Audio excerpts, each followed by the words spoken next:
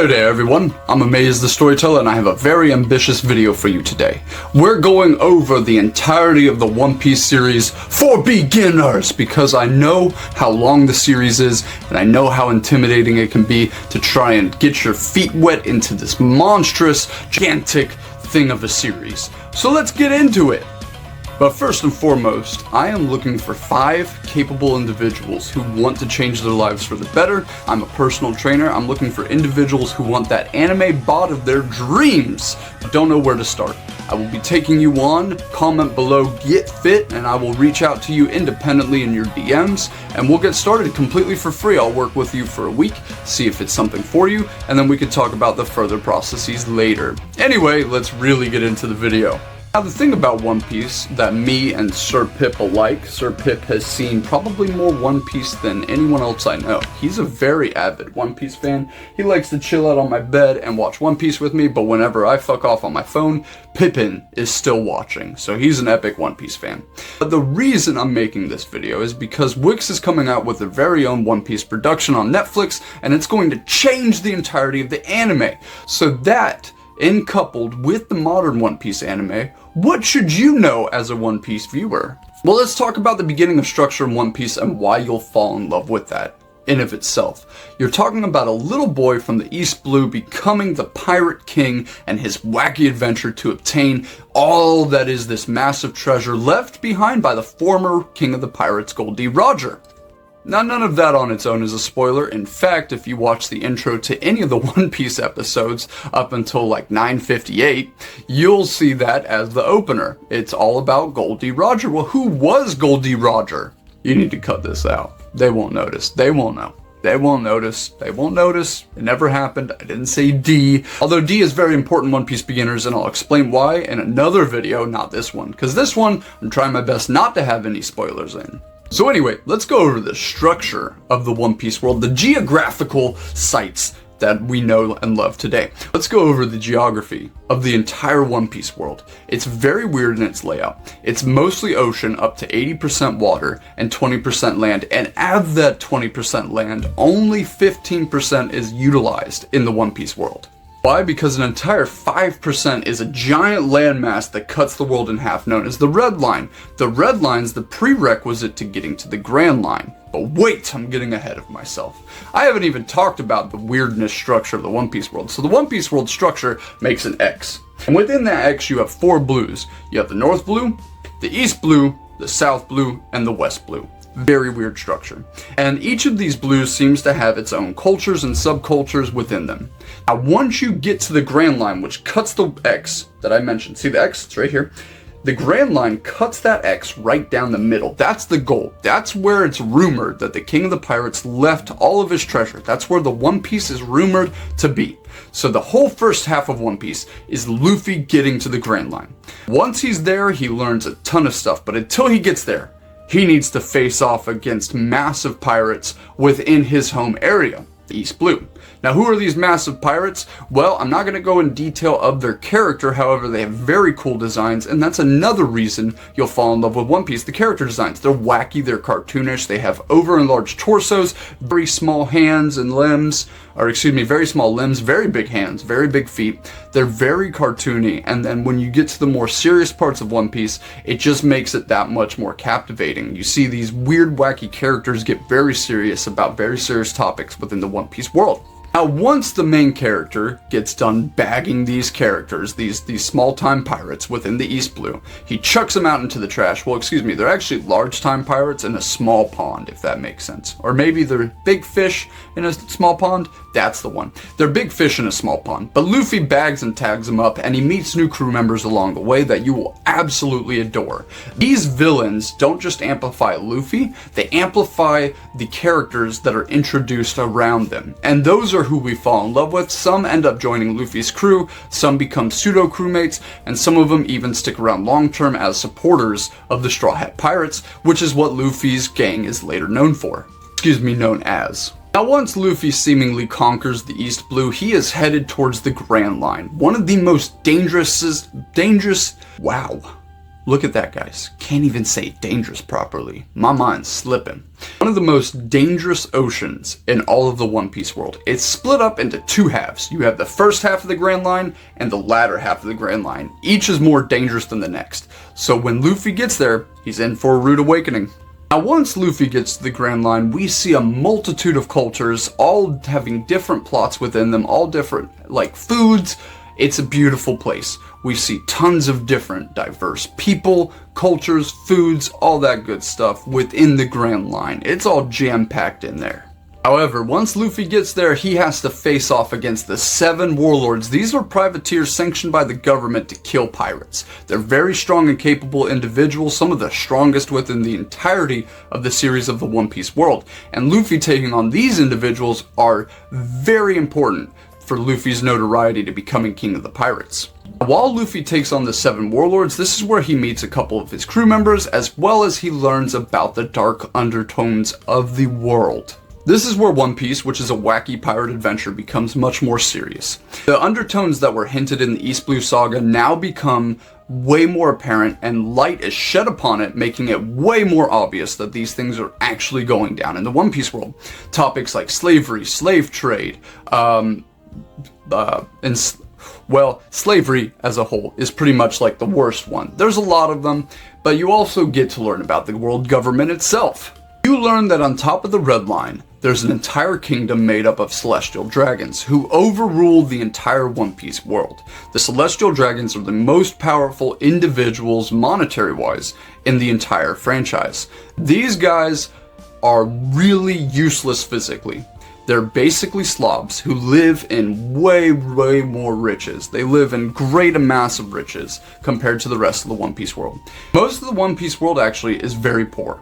Then you have the Celestial Dragons, who are very rich. They demand rations, they demand portions of everyone's keep, they demand a tax. This is called the Celestial Dragon tax, and they force it on every single One Piece civilian, and if you don't pay, the world government comes and destroys your island. It's a very serious thing, and there's 12 kingdoms that are united within the One Piece world, and these kingdoms maintain the order of the entire One Piece world. They try to protect the citizens from the Celestial Dragons, and you find all of this out for sure in the Grand Line. You know, before the Grand Line, these things are hinted at, but these things are solidified once you get into the Grand Line, that the Celestial Dragons absolutely rule the world, and that the kingdoms are like in small association trying to protect their citizens best they can by paying the taxes and keeping law and order so that the Celestial Dragons don't just kill them all. So with slavery, a shadow government within a government, the Marines, you know, what else happens within the Grand Line? Well, we really learn about Navy HQ and the power they house. So Navy headquarters has multiple bases throughout all the One Piece world, and these bases are extremely powerful. They have commanders and vice admirals stationed at every turn. Now, why should you care about the Marines? Well, the Marines are kind of the, I'm not going to say the main antagonist, but they're the supporting antagonist throughout the entire series. They are a constant threat to the Straw Hats. No matter what threat Straw Hats go up against, the Marines are still there as a threat. They never escape the Marines because the Marines, as a world government, they just populate the entire One Piece world, from the East Blue to the Grand Line to the upper half of the Grand Line. They're everywhere. And they're very powerful. They're very powerful. You have what we call fodder Marines, which are Marines with no label, no rank, and they just kind of shoot at the main protagonists. Then you have commanders who can do some damage, and then you have Navy vice admirals who are incredibly strong. And then you have admirals who are ungodly strong. The admirals in the lower half of the Grand Line were such a threat that they could wipe out the Straw Hats. So the Marines are definitely a major threat, not to mention, and I totally forgot to mention this, again, don't get brain damage, guys, the brain fart. The captains are very threatening in the first half of One Piece. You have certain captains that I'm not going to name that chase the Straw Hats that become supporting antagonists throughout the entire first half of the series. They kind of die down in the second half because the threats get bigger and captains kind of have to evolve because captains are no longer the main or supporting antagonist for the Marines. It becomes the vice admirals and the admirals in the later One Piece years. So you have the Celestial Dragons, you have the world government, and you have the Marines. These are the three main powers that are the chronic antagonists to the One Piece world, specifically to the Straw Hats. That being said, let's move on to the latter half of the Grand Line. Now, once you make it here, once the Straw Hats make it here as well, you'll start to understand just the gravity of the situation the Straw Hats are in. The Straw Hats are definitely not equipped to be facing off against these threats that are in the New World, as it's called. New World is so intimidating that it needed a 2-year time skip for the Straw Hats to adapt to it. It's incredibly powerful. There are new power systems introduced, and this is going to be a mild spoiler. Devil Fruits are no longer the main portion of the power system within One Piece by this point. Once you make it to the New World, the One Piece world has evolved into handling Devil Fruit users. This is a One Piece for Beginners video, and I totally forgot to mention Devil Fruits.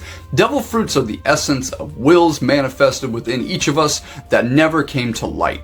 They are the worst things you can eat on the ocean. They give you a power, but at the cost of taking away your ability to swim.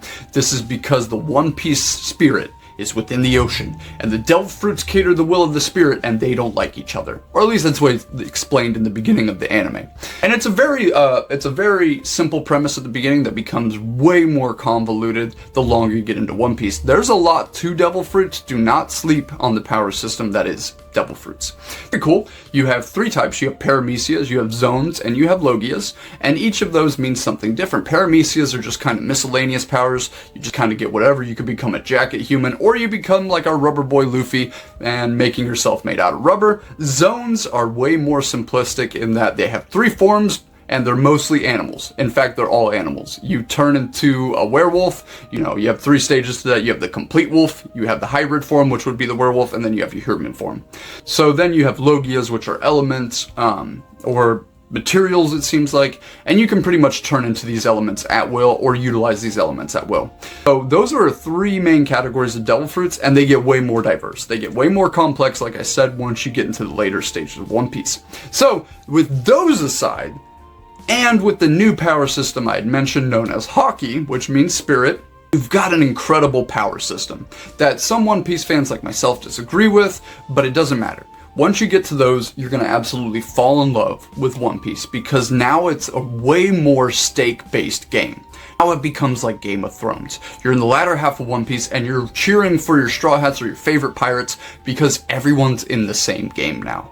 It's no longer the underdogs versus the upper dogs. It is now Luffy and the gang versus so-and-so, so-and-so, so-and-so, so-and-so, who are all on equal level. These guys' powers all got a buff, the Straw Hats' powers all got a buff, and now they're completely even, and it is literally Game of Thrones within One Piece, which is awesome.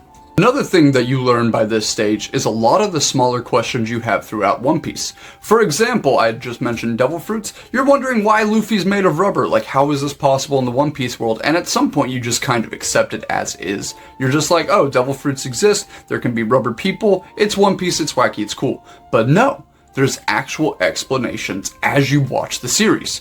There's more and more hints. There's more and more explanation as you move along. It's incredible.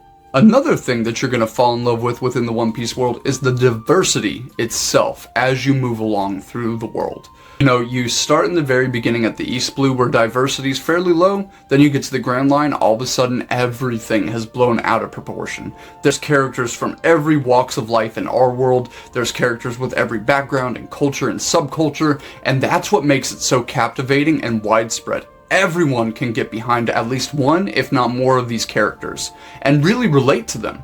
It's a beautiful thing. There might be a minor character that you think is not important that you relate to, and you think, oh, well, they got defeated, they're never going to be seen again. But no, they always come back in One Piece, and that's why we love it so much. Every single minor character gets their time to shine not once, but at least twice, and that's a super cool thing. Like, I made a whole video on a guy named Roshio. Roshio the Executioner. He's only had probably 40 seconds of screen time and maybe 2 manga panels. And the dude is shown 20 years later in Egghead Island arc, which is the arc we're in currently at the time of this video. Like, that's insane. This dude was introduced way back when One Piece was still in Toonami, and he's now re-revealed. Not only is he re-revealed, but he was thought to have been dead that entire time. So some thought had to go into bringing him back to get his reaction to something, which is crazy. That's crazy to do. Nobody's favorite character is Roshio the Executioner, but yet he was cared enough about by the author Oda to bring him back later on in the series. And he's not the only one. There are multiple minor characters that we absolutely love and adore that end up getting brought back for the similar reasons. So we have the character diversity, the cultural diversity, the reuse of characters. What else do we love about One Piece that is absolutely captivating is the reactions to things. The reactions are so over the top, and we get to see it every time. Whenever Luffy gets a new bounty, whenever Luffy does something that the world government doesn't like, it's published in newspapers, and we see it happen. We are like... And we get to see everyone's reactions. It's so freaking cool. There are also subsystems within One Piece that help us, the fans, keep track of power scaling.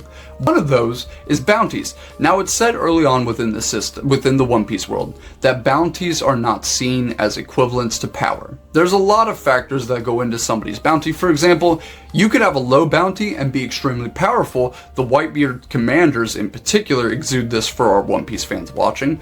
They exude this. They have relatively low bounties for being Yonko commanders. However, they're very powerful. They could take on admirals, they could take on warlords, it's no problem.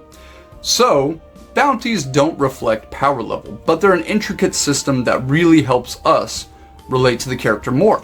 The stronger Luffy gets, the higher the bounty he gets. We get excited and maintain our attention so that we can see Luffy's new bounty, just as an example. And finally, we're wrapping this video up with talking about Monkey D. Luffy. He is the crux of this entire series. Why we love him as a main character is his design. His design speaks to who he is. He's very simplistic in nature. He loves to eat. He has no sexual desire, and that kind of makes for a really funny subplot later in the series. He is all about his goals, his ambition, his goals. That's all he's about. He's about becoming king of the pirates, and that's all he needs to be. He's not an emotional character. He's not this character that's going to take you through a roller coaster because he's hidden in deception. He's honest, he's blatant, and that's all he needs to be for the One Piece series to thrive. And when I say he's not emotional, what I mean by that is he doesn't necessarily go through like a character change where he matures throughout the series. No, he is the same Luffy from start to finish that he'll ever be. We love him for that. We love a consistent character, and that's exactly what Luffy represents. Now, Luffy does grow, he does mature a little bit, but he doesn't mature in personality. He's still the same as he'll ever be. Look at the Fishman Island arc after the time skip. Like, he's hilarious. He's awesome, and we love him. He's so funny. And that's why I recommend you watch One Piece as soon as possible. Now, before I wrap this entire video up, I want you guys to know that this was very hard to make. This was very hard to make. I had to cut a whole bunch of stuff out because I went into side tangents that were basically spoilers.